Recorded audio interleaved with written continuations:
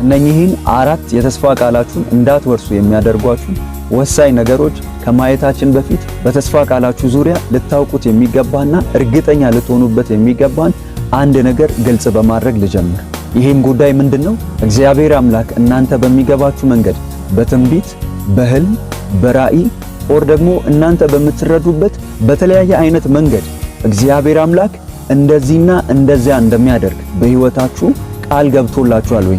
እግዚአብሔር የተናገራችሁ ነገር አለ ወይ? ከእግዚአብሔር አፍ እንደወጣ እርግጠኛ የሆናችሁበት ጉዳይ አለ ወይ? አስቀድማችሁ ስለ ተስፋ ቃላችሁ ማወቅ ያለባችሁ ጉዳይ ይህንን ነው። ምክንያቱም እግዚአብሔር አምላክን እርሱ ባልተናገራችሁ አደርገዋለሁ ባላላችሁ ጉዳይ ይሄ ጉዳይ ባይሆንና ባይፈጸም ልትጠይቁት አትችሉም። ምክንያቱም እግዚአብሔር ከአፉ ላልወጣው ቃል ተጠያቂ ሊሆን ስለማይችል ማለት ነው። ይሄንን ሁላችሁም አስቀድማችሁ እርግጠኛ ልትሆኑ ይገባል።